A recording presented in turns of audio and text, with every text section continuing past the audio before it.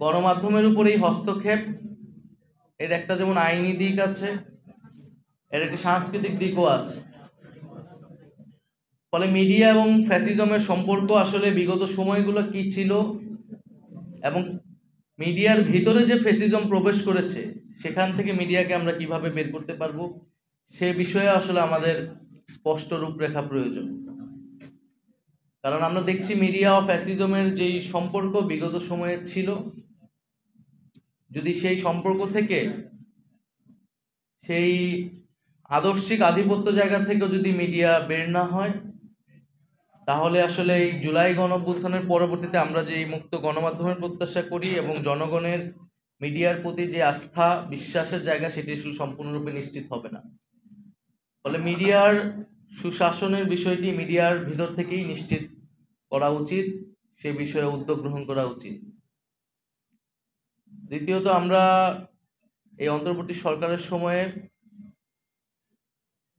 প্রচুর মিস ইনফরমেশনের একটা ক্যাম্পেইন দেখেছি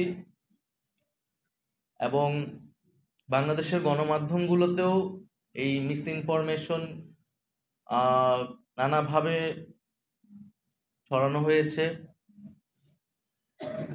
সেই জায়গা থেকে আমাদের আরো সচেতন এবং পেশাদারিত্বের জায়গা আসলে আসা উচিত। কারণ দল হিসেবে বা একটা রাজনৈতিক শক্তি হিসেবে আমরা বিভিন্ন সময় এটার ভিকটিম হয়েছি এবং হচ্ছি।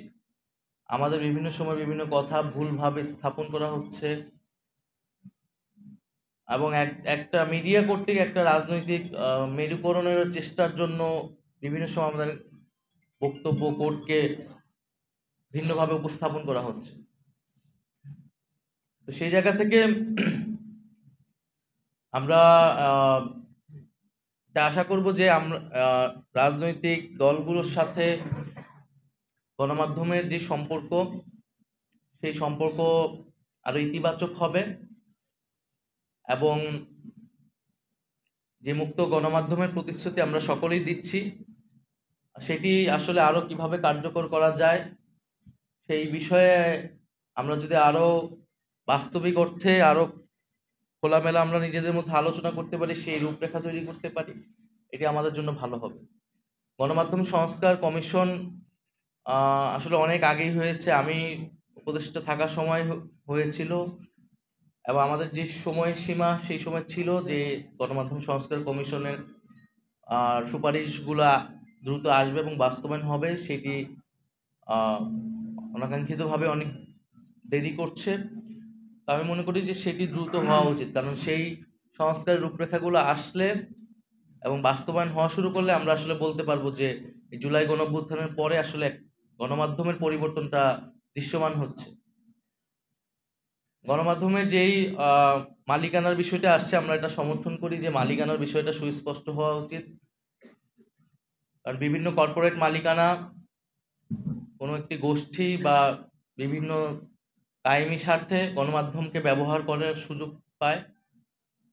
ফলে গণমাধ্যমগুলো জনগণের কথা না বলে বিশেষ রাজনৈতিক উদ্দেশ্য অনেক সময় ধারণ করে।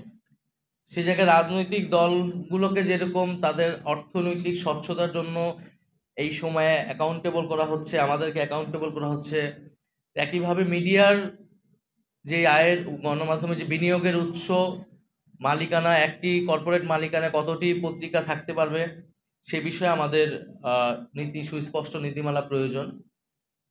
এবং বিগত 16 বছরে বিশেষত ইলেকট্রনিক মিডিয়ার ক্ষেত্রে মিডিয়ার বিকাশটা বিগত 16 বছরে হয়েছে এবং প্রচুর ইলেকট্রনিক মিডিয়া ছাড়পত্র পেয়েছে, লাইসেন্স পেয়েছে, সেটার আসলে নীতিমালা প্রয়োজন। এবং সেই সময়ে যে উদ্দেশ্য থেকে বা যেই ধরনের ব্যবস্থাপনায় এই মিডিয়াগুলো তৈরি করা হয়েছিল, অভ্যুত্থান পরবর্তী সময়ে আসলে তাদের কি সেই মিডিয়াগুলো বিষয়ে আসলে কোনো ধরনের নীতি আসেনি। তো জাতীয় নাগরিক পার্টি মুক্ত গণমাধ্যমের পক্ষে বিশ্বাস করে এবং আমরা বিশ্বাস করি যে গণতন্ত্র চর্চার জন্য, মানুষের মত প্রকাশের স্বাধীনতার জন্য মুক্ত গণমাধ্যম একটি অতি গুরুত্বপূর্ণ মানদণ্ড।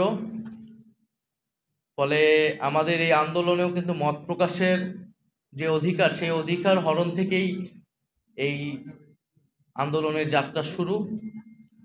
ফলে জুলাই গণ অভ্যুত্থানের সেই আকাঙ্ক্ষাকে ধরেই আমরা বলতে চাই যে ভবিষ্যৎ বাংলাদেশে আমরা গণমাধ্যমে যে ধরনের দলীয়করণ দেখি, গণমাধ্যমের উপরে সরকারি হস্তক্ষেপ দেখি, গণমাধ্যমের উপর নানা ধরনের সামাজিক চাপ দেখি, সেগুলা থেকে বের হয়ে সত্যিকার অর্থে গণমাধ্যম কাজ করতে পারবে এবং সাংবাদিকরা তাদের নিরাপত্তা এবং পেশাদারিত্ব বজায় রেখে মানুষের পক্ষে সেই কাজগুলো করতে পারবে।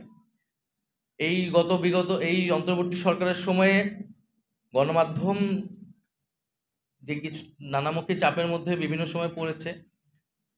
একটা হচ্ছে সরকারি হস্তক্ষেপের জায়গা গণমাধ্যমের উপর অনেক কমেছে বলে আমি মনে করি। অন্তত আমার সময়ে গণমাধ্যমের উপর সরকারি যে হস্তক্ষেপের জায়গা সেটি একেবারেই কম ছিল, কিন্তু সামাজিক নানা ধরনের চাপ তৈরি হয়েছিল গণমাধ্যমের উপরে, এবং সেই সামাজিক চাপগুলো আসলে ক্ষোভগুলা কেন গণমাধ্যমের বিশেষ গণমাধ্যমের বিরুদ্ধে হয়েছিল সেটিও আমাদের আসলে বিশ্লেষণ করা প্রয়োজন। আমাদের অবশ্যই গণমাধ্যমের পক্ষে দাঁড়াতে হবে। কোনো গণমাধ্যম বন্ধ করার পক্ষে আমরা কখনোই বলি নাই, বরং বিভিন্ন সময় যখন এই আলোচনাগুলো এসেছে আমরা গণমাধ্যমের পক্ষে থেকেছি। কিন্তু একই সাথে গণমাধ্যমে যে বিগত সময়ের ভূমিকা বা গণমাধ্যমের ভিতরে যে নানান ফ্যাসিবাদী প্রবণতা, সেটার বিরুদ্ধে আমরা কখনো কখনো বলেছি। কিন্তু এর বলার মানে এই না যে আমরা মুক্ত গণমাধ্যমের বিপক্ষে, বরং গণমাধ্যম যাতে স্বাধীনভাবে মুক্তভাবে জনগণের পক্ষে কথা বলতে পারে সে উদ্দেশ্যেই মূলত এই বক্তব্যগুলো বিভিন্ন সময় এসেছিল। তো আজকের আলোচনায় সম্পাদক পরিষদকে আন্তরিকভাবে ধন্যবাদ এবং কৃতজ্ঞতা জানাচ্ছি, এবং আমরা